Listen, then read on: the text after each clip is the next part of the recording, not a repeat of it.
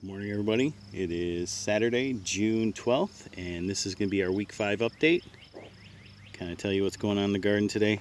Might be a part one, might be 2 parts this one. We'll see what happens, but want to run through what it is we have going on this week. I mentioned in the last video that we had taken a real hit here about, I want to say over about a month now, right? Yeah, about a month.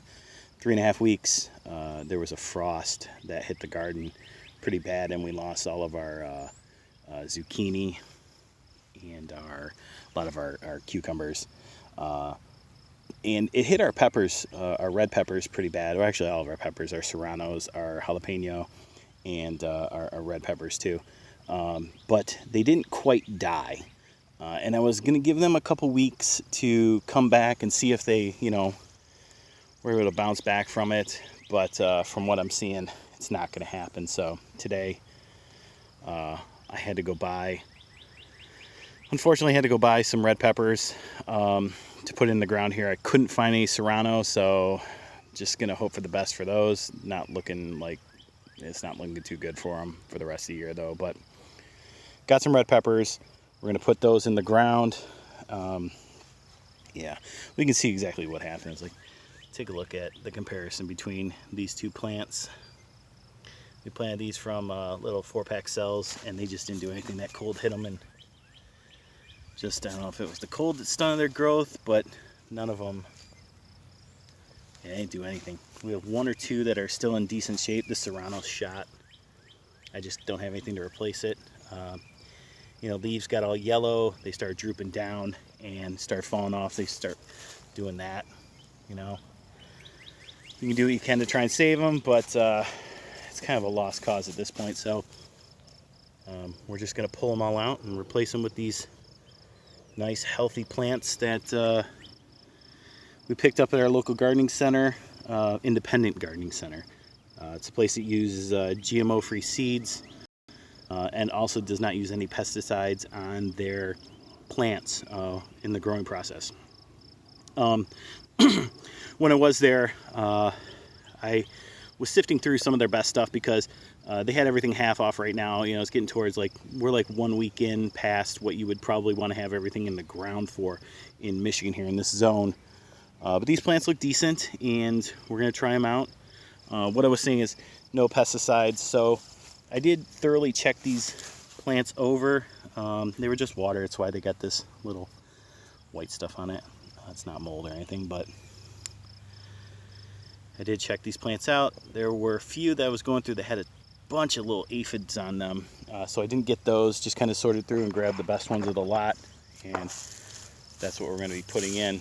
One thing I did want to show you, we did lose beans through that little frost too, and I planted this. There's this pole bean variety that I found. They're called Red Scarlet, I believe is what they are, or Scarlet Emperor, something along those lines. I have the package somewhere, but another non-GMO seed. That's them right there, and they're supposed to have a reddish flower to them when they come up. They've already got a reddish tint. Sorry, that was a bad focus there. A reddish tinge to the leaves, so I can easily tell the difference between the other ones. I planted a bunch of them. Here they are. They're coming up right there. See that one coming up. I planted these last week, I think it was, and they're starting to look really good. I'm getting the majority of them coming up right now. Here's another one. So these will still be good. They have a maturity date of 70 days, so still within that window, we'll be all right. But yeah, replacing most of the beans that we had here in our garden and our cucumbers. Had to replace a lot of those too, but I decided with the beans I'd start from seed, and it's going to be well worth it because we didn't lose all of them, but we did lose a significant amount to where I had to replant. As you can see, all of our lettuce is doing good. I finally got all of the weeding done in the garden this week. Our basil's looking horrible. Do something about that. Finally did all the weeding except for this one little area over here that I still got to get to, but weeded the whole garden. Last week or the week before, I started throwing down some grass clippings. So we'll continue to use that process throughout the year. Keep the weeds down, hold the moisture in the soil. Yeah, so that's exactly what we're gonna do. We got see progress on our beets and our radishes. So there's our beets right there. I mentioned last week that at some point I might transplant them because that's just a lot of beets for that little bit of area. Probably do that sometime this week if I get to it. But here's our radishes.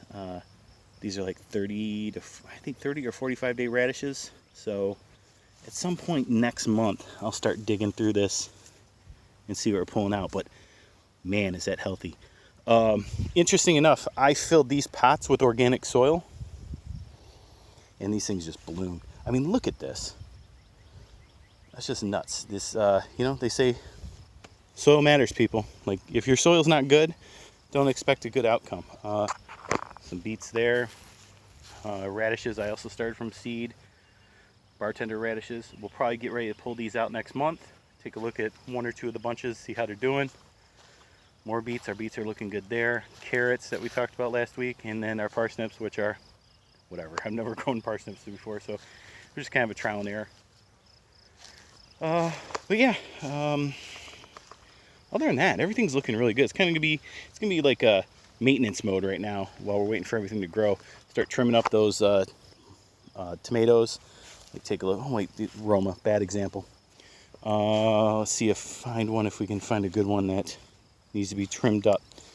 Yeah, here's a good one. So our Jubilees, we're gonna want to start trimming these up. Too many leaves close to the ground. Starting to get get focus in there. Starting to get suckers already, so we'll get those suckers off. We'll just take that whole, pinch that whole thing off there, and then we'll take probably this one too as well. Further off from the ground we get, the better. When this plant's fully grown, it'll probably have like a foot distance between the ground, if not more, depending on how large the plant gets.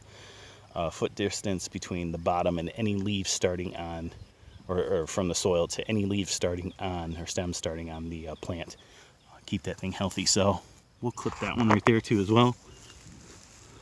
Let's give it a little pinch, pull up, try not to hurt it.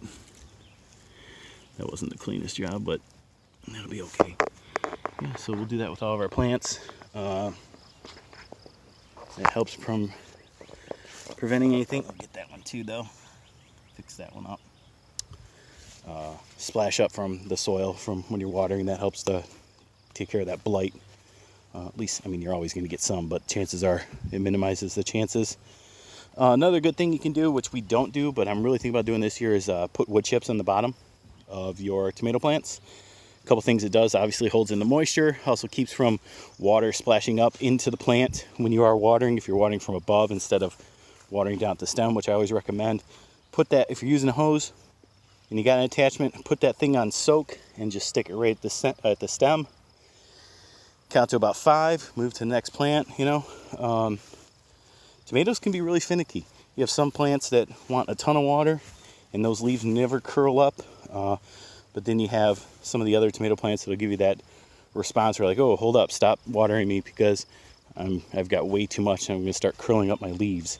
And yeah, so take care of your tomato plants. Listen to what they say. Listen to what they're telling you when they're reacting to either watering or weather. They'll tell you everything.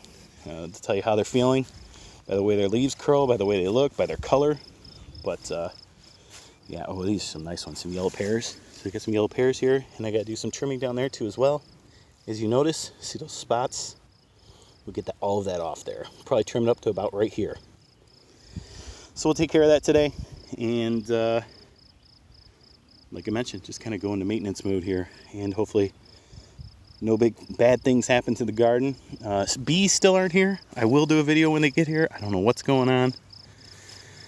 I keep mentioning them every week, but our sunflowers, look at those. They're coming in hard. I threw so many seeds out here just thinking that the birds were going to eat probably like half of it, and they really didn't. I'm kind of worried because I put in a lot of sunflowers. Can't wait for another couple weeks, and these things should probably be at least over knee high. I'll start to get those real nice leaves on them, and you'll really be able to tell what they are. But all right, this is day 1, I think, of this we'll see if there's a day 2. Other than that, if I don't see you guys, have a good one. Until next week, our week 6 video. Yeah, guys, have a great day. Take it easy.